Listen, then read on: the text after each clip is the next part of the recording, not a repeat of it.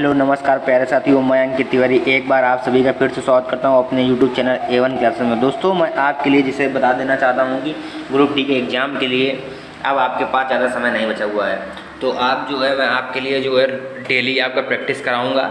सामान्य विज्ञान यानी जनरल साइंस की जो है डेली मॉक टेस्ट, जिसमें 25 क्वेश्चन होंगे डेली के डेली। ये प्रीवियस ईयर से क्वेश्चन है, इंपॉर्टेंट क्वेश्चन है जो आपके पेपर में काफ़ी हेल्पफुल साबित हो सकते हैं। इस वजह से मैं आपको डेली करा रहा हूँ, ठीक है। तो आइए चलिए वीडियो को स्टार्ट करते हैं। वीडियो को स्टार्ट करने से पहले आप अगर चैनल पर पहली बार आए तो चैनल को लाइक करें, सब्सक्राइब करें, ठीक है दोस्तों। आइए स्टार्ट करते हैं। क्वेश्चन नंबर पहले की ओर बढ़ते हैं हम लोग। देखते हैं क्वेश्चन नंबर पहला क्या कह रहा है। कह रहा है 2 ब्लॉक गुट के आकार तथा साइज में बराबर परंतु भिन्न भिन्न धातुओं के बने हैं। बराबर परिमाण के बल लगाने पर वे क्षैतिज तल में गतिशील हो जाते हैं। यदि एक ब्लॉक में उत्पन्न त्वरण दूसरे में उत्पन्न त्वरण का 5 गुना है तो दोनों के द्रव्यमान का अनुपात क्या होगा। ये आपके पास क्वेश्चन आया। तो देखिए, सबसे पहले इनका आपको रिलेशन पता होना चाहिए। रिलेशन क्या होता है, तो जो रिलेशन होता है वो इनका रिलेशन ये होता है, जैसे इसने पूछा है द्रव्यमान के बारे में पूछा गया, ठीक है। तो द्रव्यमान का रिलेशन ये कहता है कि m1 अपॉन m2 बराबर होता है किसके, α2 बटे α1।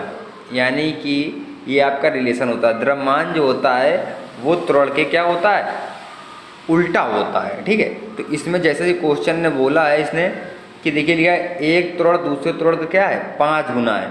तो पहला त्वरण यानी आपका 1 हो गया, दूसरा 5 गुना हो गया, यानी आपका क्या राइट आंसर निकल के आएगा 5:1। ठीक है दोस्तों, क्या निकल के आएगा 5:1। यानी आपका राइट आंसर कौन सा हो जाएगा, आपका ऑप्शन नंबर डी क्या हो जाएगा, राइट आंसर हो जाएगा, ठीक है दोस्तों। बात करते हैं अगले क्वेश्चन की। अगला क्वेश्चन क्या कह रहा है, अगला क्वेश्चन की ओर देखते हैं। लिखा है आँख में प्रवेश करने वाले प्रकाश की मात्रा को नियंत्रित करता है। देखिए, आँख में जब आपकी जो है प्रकाश जो जाता है उसको नियंत्रित करने का काम किसका होता है, तो नियंत्रित करने का काम करता है जो प्रतिकारता जिसे हम लोग बोलते हैं। ये क्या करता है, हमारी आँखों में जो प्रकाश जैसे ज़्यादा आ गया उसको नियंत्रित करता है, ठीक है।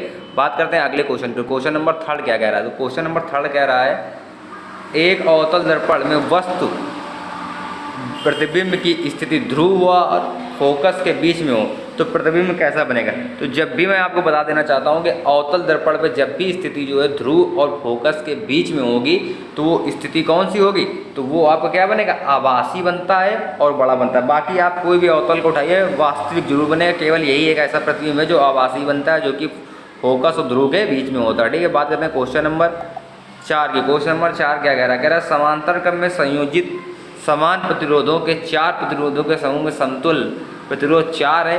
प्रत्येक प्रतिरोध का क्या करना है भैया, मान बताना है आपको, ठीक है। तो देखिए लिखा है 4। देखिए अब आपको पता होना चाहिए समांतर क्रम का सूत्र क्या होता है। तो समांतर क्रम क्या करना है, लिखा है 4 प्रतिरोध, इसकी समतुल्य है। अब समतुल्य है तो आप देखिए ये सूत्र होता है श्रेणी क्रम का R बराबर R1 + R2 + R3, ठीक है। श्रेणी क्रम में क्या करना रहता है, जोड़ना रहता है, ठीक है दोस्तों। तो आपको क्या करना है, सीधे आपको कुछ नहीं करना है, बस आप 4 लिखा है, 4 को 4 बार जोड़ दिए, 4 + 4 + 4 + 4, तो 4 4 8 4 16। आपका राइट आंसर क्या हो जाएगा दोस्तों, 16 हो जाएगा। बात करते हैं क्वेश्चन नंबर 5 की। क्वेश्चन नंबर 5 क्या कहता है, क्वेश्चन नंबर 5 कह रहा है अपवर्तन में प्रकाश तरंगें एक माध्यम से दूसरे माध्यम में जाने पर अपने पथ से मुड़ जाती हैं, क्योंकि दूसरे माध्यम में क्या होता है, आवृत्ति भिन्न होती है, प्रत्यास्थता भिन्न, गुणांक भिन्न होता है, या चाल भिन्न होती है, या आयाम छोटा होता है।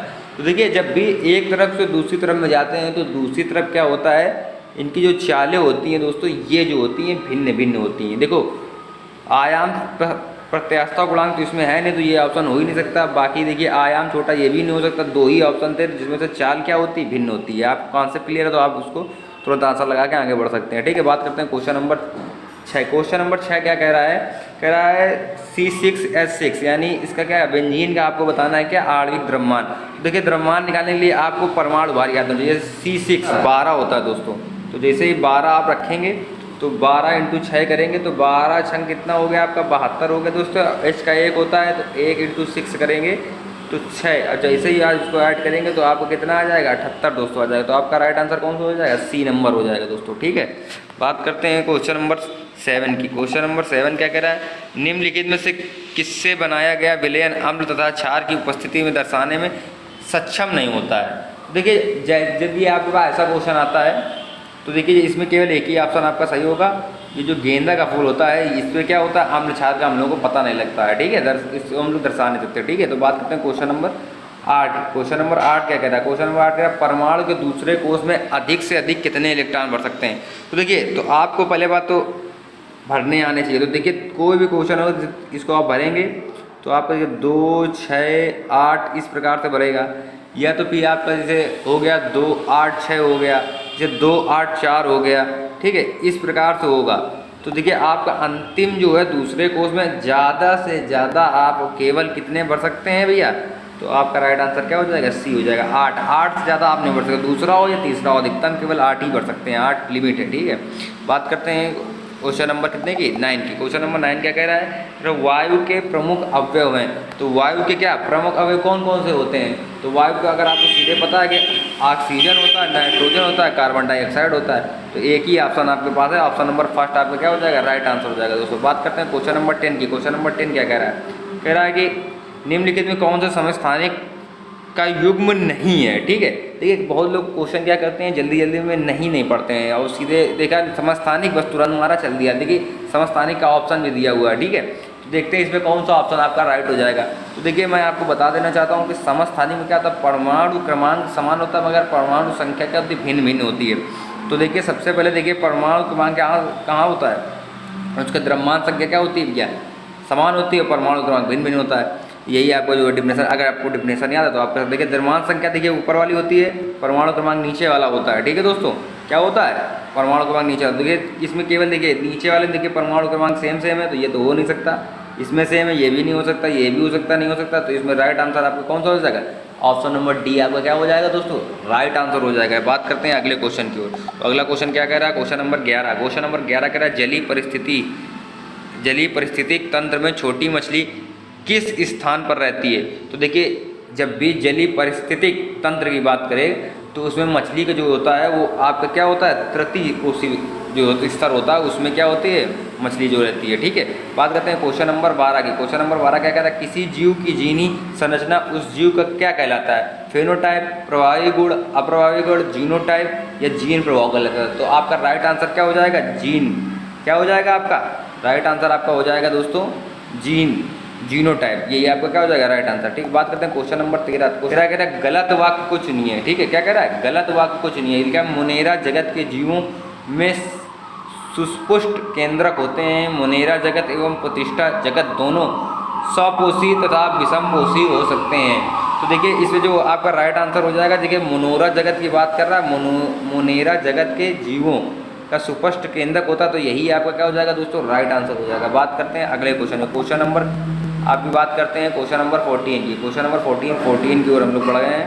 क्वेश्चन नंबर 14 कह रहा है ऐसे पैरेकाइनमा उत्तक जिनमें क्लोरल हो क्या कहलाते हैं। तो जो भी पैराकाइनमा उत्तक होते हैं जिनमें क्लोरोफिल होता है उनको क्या कहते हैं, सम्मोहन मंडल कहते हैं, क्लोरीन काइमा कहते हैं, या क्लोरीन काइमा कहते हैं, या स्क्लेरन काइमा कहते हैं। तो जो ऐसे होते हैं उनको क्या कहते हैं, इनको कहते हैं क्लोरीन काइमा, ठीक है दोस्तों। यही आपका क्या हो जाएगा, राइट आंसर हो जाएगा, ठीक है। बात करते हैं क्वेश्चन नंबर 15। क्वेश्चन नंबर 15 देखिए इसको क्या कहता है, हमारे शरीर में हर समय कौन मरती जीती रहती हैं। तो देखिए सबसे पहले आप देखिए ये तो थोड़ा सेंस वाला क्वेश्चन है, ठीक है। हमारे शरीर में सबसे पहले कौन मरती जीती रहती हैं, तो सबसे पहले कोशिकाएँ जो होती हैं, सेल्स जीवित होती हैं, बनती रहती हैं, मरती रहती हैं, तो यही केवल हमारे शरीर में बनती है, ठीक है।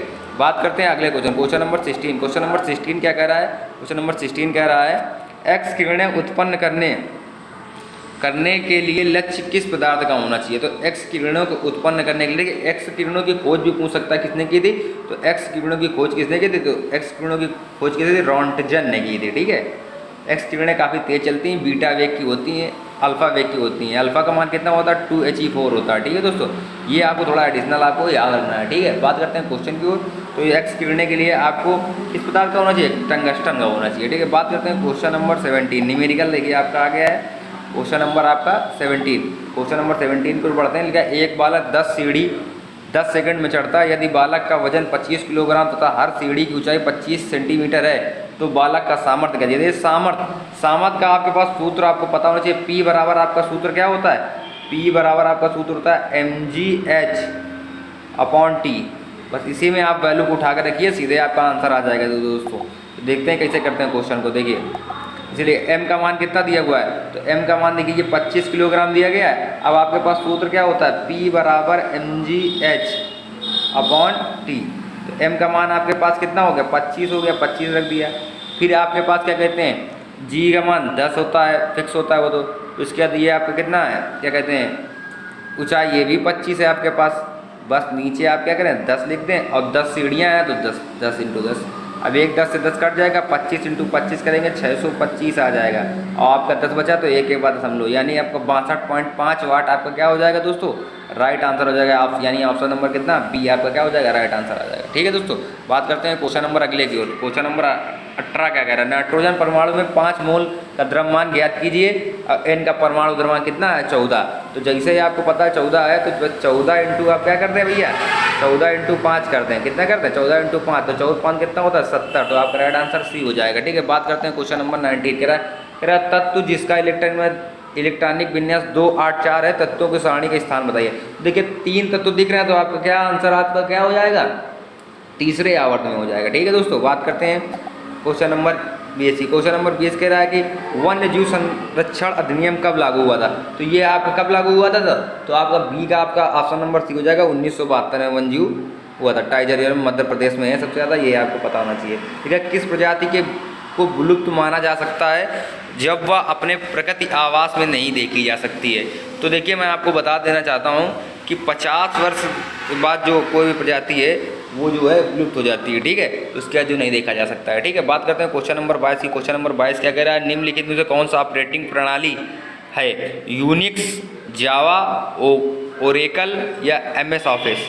तो देखिए इसमें लिखा ऑपरेटिंग प्रणाली है, यानी जो ऑपरेटिंग सिस्टम है। तो इसका जो राइट आंसर हो जाएगा दोस्तों वो आपका कौन सा होता है, जावा। ये आपका क्या है, ऑपरेटिंग सिस्टम है। ठीक है, बाकी ये तो आप जानते हैं MS वर्ड, यूनिक्स, ये सब जो है आपका ऑपरेटिंग सिस्टम नहीं है। ठीक है दोस्तों, बात करते हैं क्वेश्चन नंबर 23 की। क्वेश्चन नंबर 23 कह रहा है निम्नलिखित में से कौन सा एक जैव तकनीकी का उपयोग नहीं है। ठीक है, तो देखिए यहाँ पे क्वेश्चन आपका जैव तकनीकी का उपयोग नहीं है। तो पहले आपका लिखा इसको आपको सेट करना है, इसको आपको बताना है। तो देखिए सबसे पहले आप देखिए इसमें क्या देखेंगे, लिखा है प्रदूषण उपचार, ऊर्जा उत्पादन, संकटापन का संरक्षण, काष्ठीय पल्प का उत्पादन या संदूषण हटाना। ठीक है, देखिए पहला और 5वां ये आपका देखिए लिखा अनुप्रयोग नहीं है। जब वो नहीं की बात कर रहा तो ये सारे जो हैं इसे भैया उपयोग है, तो इसमें आपका राइट आंसर जाएगा इनमें से कोई नहीं। ठीक है, उपयोग में से कोई नहीं, क्योंकि बन ही नहीं रहा है आपका सीक्वेंस। ठीक है, बात करते हैं क्वेश्चन नंबर अगले की। क्वेश्चन नंबर 24 क्या कह रहा है, विंडोज 7 में नया फोल्डर की शॉर्ट की क्या होती है। देखिए शॉर्ट की काफ़ी पूछी जाती है, शॉर्ट की का मैं जो है आपके लिए अलग से वीडियो बनाऊंगा। ठीक है दोस्तों, तो आप उसको इंपॉर्टेंट शॉर्ट की मैं आपको जो है करा दूंगा। ठीक है, तो बात करते हैं शॉर्ट की। जो नया फोल्डर होता है उसमें एक control plus shift plus N, ये आपका क्या हो जाएगा, यही आपका राइट आंसर हो जाएगा। ठीक है दोस्तों, ऑप्शन नंबर बी। बात करते हैं क्वेश्चन नंबर 25। क्वेश्चन नंबर 25 क्या कह रहा है कि निम्नलिखित में से किन पौधों में गुप्त प्रजनन पाए जाते हैं। देखिए गुप्त प्रजनन की जो बात करते हैं वो कौन से पौधे में पाए जाते हैं, तो आपका ऑप्शन नंबर 1 मर्सीलिया नाम के जो पौधे होते हैं उनके जो है अंग में पाए जाते हैं। ठीक है दोस्तों, अगर आप वीडियो आपको अच्छा लगा है तो वीडियो को आप ज़्यादा से ज़्यादा लाइक करें, और प्लीज़ आप अपना स्कोर जो है कमेंट बॉक्स में बताएं आपका स्कोर कितना रहा। ठीक है दोस्तों, और वीडियो अच्छी लगी ज़्यादा से आज के लिए दोस्तों बस इतना ही। फिर से आपसे मिलेंगे नए वीडियो में। ठीक है दोस्तों, तो बस इतना ही। जय हिंद दोस्तों, जय भारत।